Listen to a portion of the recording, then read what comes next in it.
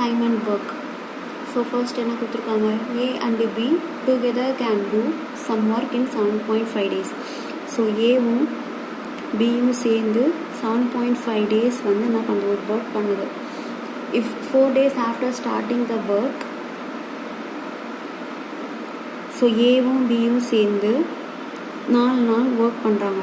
அதுக்கப்புறம் A is replaced by C, then the work will be finished in 4 more days. So ஏவை வந்து யார் replace பண்ணுறா அப்படின்னா C ரீப்ளேஸ் பண்ணுதுன்னு சொல்கிறாங்க. அப்போது C + B அது எத்தனை நாளில் முடிக்குதான், 4 daysல முடிக்குதுன்னு சொல்லியிருக்காங்க. ஸோ அப்போது இது ஒரு ஒர்க் டன். ஸோ நம்ம போன சம்மில் தான் பார்த்தோம், ஒர்க் டன் அப்படின்றது வந்து எஃபிஷியன்சி இன்ட்டு டைம். ஸோ இப்போ நம்ம இந்த இடத்துல நமக்கு வந்து எஃபிஷியன்சி எதுவுமே இல்லை. ஸோ அப்போ நம்ம என்ன பண்ணலாம், A + B அப்படின்னு எடுத்துக்கிட்டு A + Bயோட எஃபிஷியன்சி, இந்த A + B வந்து ஒர்க்கை முடிக்கிறதுக்கு எவ்வளோ நாள் எடுத்துக்குது, 7.5 days எடுத்துக்குது. அப்போ இதுதான் work done. So A + B into 7.5. ஓகேவா? நெக்ஸ்ட் என்ன கொடுத்துருக்காங்கன்னா, if C takes 25% more time to finish the work alone than that by A. என்ன சொல்லியிருக்காங்கன்னா, C வந்து 25% அதிகமாக எடுத்துக்குது. ஸோ அப்போ 5/4 ஃப்ராக்ஷனில் எழுதணும்னா 5/4 by A. இது வந்து டைம். C வந்து என்ன பண்ணுது அப்படின்னா, A எடுத்துக்கக்கூடிய டைமை விட 25% அதிகமாக எடுத்துக்குது அப்படின்னு சொல்கிறாங்க. எப்போவுமே ஒர்க் டன் ஈக்குவலாக இருக்குது. இப்போ ஏக்கும் சிக்கும் work done same work done தான் அப்படின்றப்போ டைம் வந்து எப்படி இருக்கும், இன்வர்ஸ்லி ப்ரொபோர்ஷ்னல் டு எஃபிஷியன்சியாக இருக்கும். புரிஞ்சிச்சா?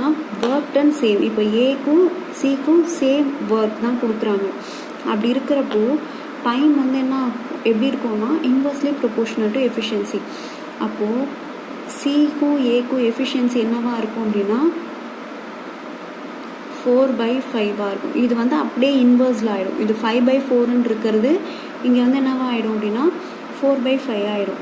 இப்போ நம்மக்கிட்ட சிக்கு இருக்க எஃபிஷியன்சி, ஏவோட எஃபிஷியன்சி நமக்கு தெரிஞ்சிச்சு. இப்போ என்ன பண்ண போகிறோம் அப்படின்னா, இதை கொஷனில் சப்ஸ்டியூட் பண்ண போகிறோம்.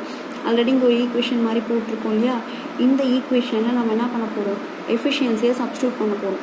அப்போது ஏவோட எஃபிஷியன்சி 5, சியோட எஃபிஷியன்சி 4. இப்போ இங்கே சப்ஸ்டியூட் பண்ணலாம். ஸோ 5 + B தெரியாது. ஸோ B தான் கண்டுபிடிக்க போகிறோம். இன்ட்டு 4 ப்ளஸ் C வந்து 4 plus B into 4 equal to 5 plus B into 7.5. இதை சால்வ் பண்ணோம் அப்படின்னா நமக்கு என்ன ஈக்குவேஷன் கிடைக்கும், ஸோ 20 + 4B + 16 + 4B 7.5 இன்ட்டு 5 வந்து நம்ம எப்படி எழுதலாம், 75/2 ப்ளஸ் 7.5B. இதை சால்வ் பண்ணோம் அப்படின்னா 0.5B ஈக்குவல் டு 75/2 மைனஸ் 36 வரும். ஓகேவா? இப்போ இதை சால்வ் பண்ணோம் அப்படின்னா 1/2B ஈக்குவல் டு 3/2 வரும். அப்போது பியோட எஃபிஷியன்சி 3. இப்போ கொஷனில் என்ன கேட்டிருக்காங்க, then find the time taken by C to finish the work alone. C தனியாக அந்த ஒர்க்கை பண்ணுது அப்படின்னா எவ்வளோ நாள் எடுத்துக்கும். அப்போது C ஒரு ஒர்க் பண்ணுது, அதுக்கான டைமு ஒர்க் டன் அப்படின்னும் போது நம்ம எப்படி கண்டுபிடிக்கலாம் அப்படின்னா, இங்கே ஆல்ரெடி நமக்கு என்ன இருக்குது, A + B வந்து 7.5 days எடுத்துக்கும் அப்படின்னு சொல்லியிருக்கோம். அதை இங்கே போடலாம்.